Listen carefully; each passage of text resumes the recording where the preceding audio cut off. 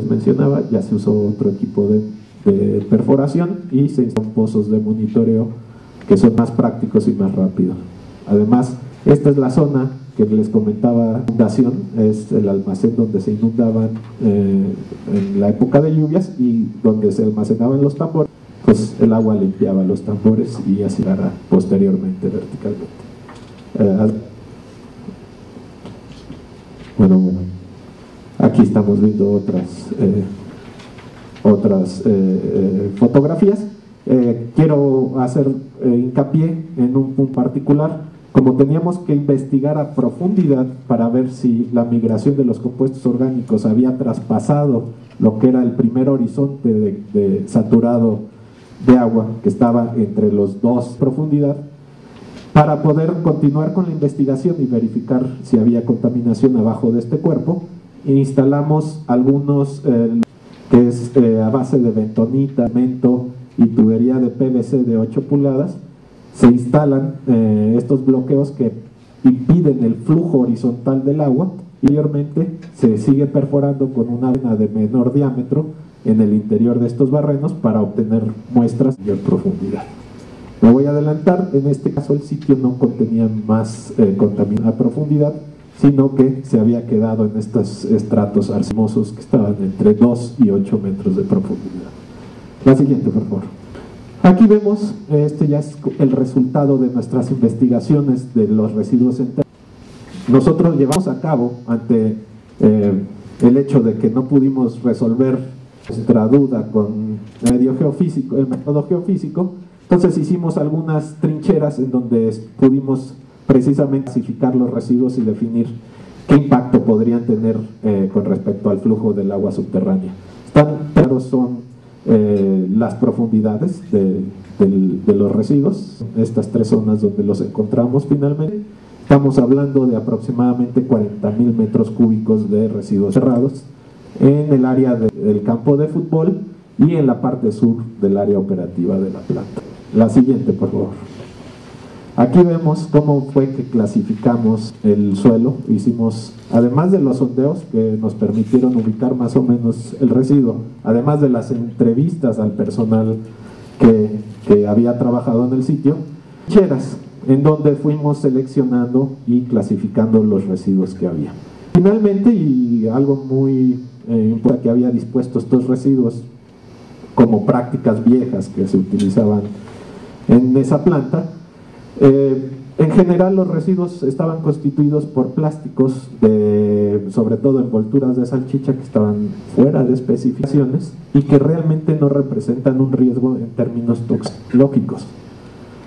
No así los tambores con solventes que se almacenaban en el almacén de residuos. La siguiente, por favor. Estas son las geoeléctricas que obtuvimos a partir de los 10 sondeos eléctricos verticales. Algo que es muy importante, que pudimos percibir que existe una capa superficial de no más de 10 metros, en donde tenemos un acuitardo y donde tenemos horizontes saturados de 2 a 8 metros. Abajo de este paquete, de este acuitardo, tenemos una zona de permeabilidad y de mala calidad de agua que llega casi hasta 200 metros de profundidad. A los 200 metros de profundidad, que varía obviamente topográficamente, tenemos el cuerpo o el acuitardo regional que habíamos visto en la información regional, pero está muy abajo, a 200 metros, y tenemos una columna de limos y arcillas altamente orgánicas que además retienen mucho los compuestos orgánicos y retardan. De tal forma que, bueno, esto fue una ventaja para la migración del contaminante, porque pudimos pensar que este se iba a mover más horizontalmente. La siguiente. Si vemos, es muy homogéneo el comportamiento de las capas, dilucidado a través de la exploración geofísica. La siguiente. Vamos en el slide 28 para la EPA. 24, perdón. Y bien, aquí tenemos las dos unidades. Ya me había adelantado, pues la que está a más de 200 metros es la que realmente podría considerarse una acuitardo. La siguiente, por favor. En la parte superior, aquí estamos viendo un corte o un perfil litosos de monitoreo que instalamos y vemos como tenemos arcillos, paquetes de limos, limos arcillosos, limosos, arenas, y estos son los cuerpos que están permitiendo precisamente el flujo de los contaminantes y lo están atrapando precisamente en la sección. La siguiente, por favor. Aquí vemos estos contornos son curvas isopotenciales de agua subterránea y podemos entender que el agua subterránea corre del oeste hacia el este, en esta dirección hacia la parte sureste. Con respecto a nuestra clasificación de residuos, aquí todavía nosotros utilizamos lo que en ese entonces era el CRETIF, que son evaluaciones de residuos corrosivos, reactivos, explosivos, tóxicos e inflamables y biológicos infecciosos. En todos los casos, como podemos ver, estos residuos no se consideran como peligrosos. Y en términos tiene una gran consecuencia por el manejo de estos residuos. La siguiente, por favor. Los resultados del suelo, hay un punto importante, que a pesar de que no encontramos realmente una contaminación muy fuerte, excepto en 2 sondeos que hicimos precisamente en el área donde hubo el almacén de residuos, tenemos estos contaminantes que son tricloroetileno, tetracloroetileno, diclorobenceno y triclorobenceno. Sin embargo, como tenemos el agua, no se forman grandes plumas de suelo contaminado, más bien tenemos grandes plumas de agua subterránea. También tenemos concentraciones promedio de sulfatos de 2170. En términos toxicológicos es todo un reto para definir el riesgo que representa, porque hay muchas zonas en México que tienen estos niveles por default. Y en el caso del banano, en el suelo no se presentaron concentraciones que excedieran los límites máximos permisibles. Pero aquí hay algo muy importante y que es la paradoja de estos resultados, es que sí existe presencia del vanadio, del sulfato, compuestos que muchas veces no rebasan la norma en suelo, pero en agua sí, precisamente por los receptores potenciales. De tal forma que si queremos eliminar el problema en el agua, vamos a tener que resolver el problema en el suelo, a pesar de que está por abajo de los límites permisibles que utilizamos en este caso. Van a ver ustedes, estos son límites de la EPA, son criterios de riesgo del 2008, de la región 9, y que la guía de evaluación de riesgo ambiental nos permite anómalos.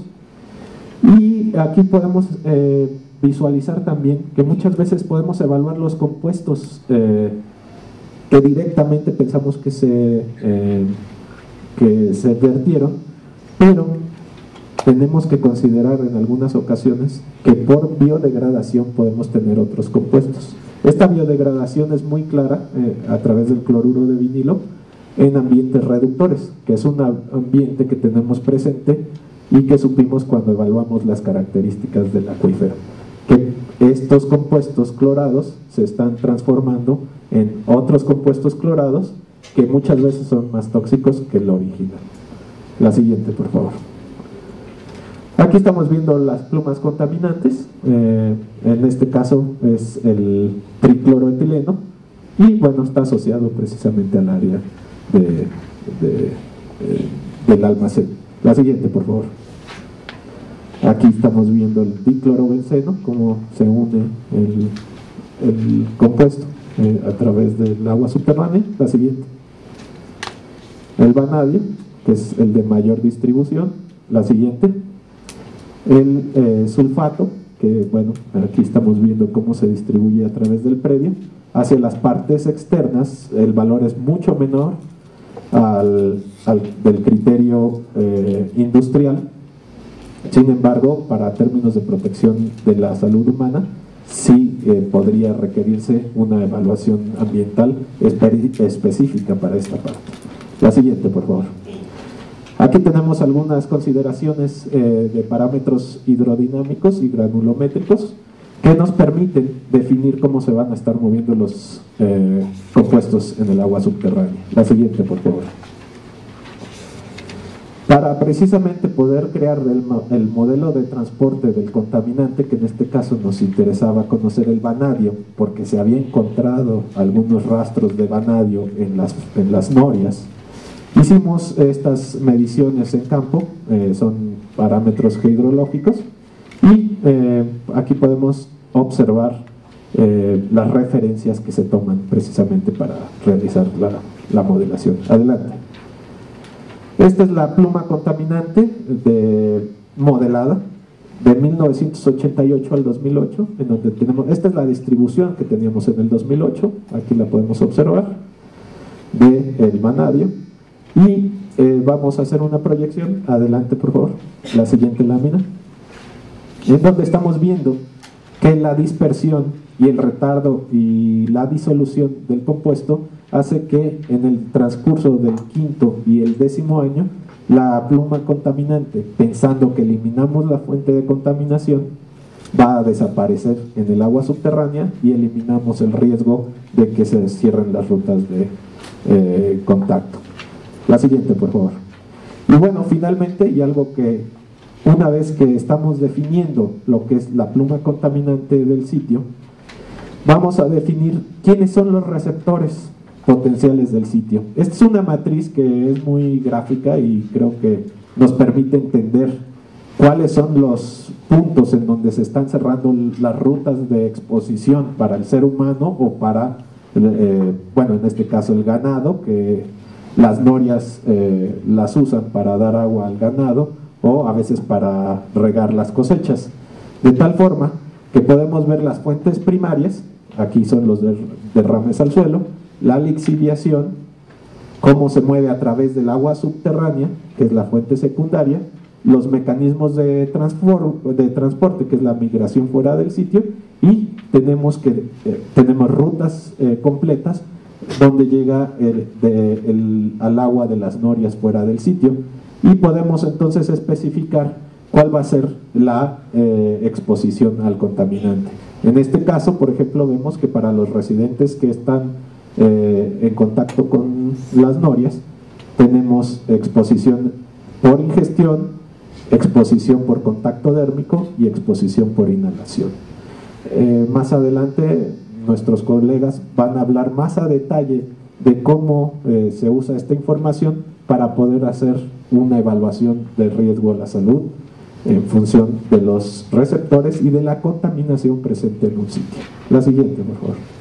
Y bueno, finalmente, lo que tenemos que definir es que la presencia de plumas contaminantes de compuestos volátiles, semivolátiles, metales y sulfatos en agua subterránea y suelo, además de residuos peligrosos enterrados, crean la necesidad de generar una evaluación de riesgo ambiental para los posibles receptores y rutas de exposición identificadas durante la caracterización del sitio.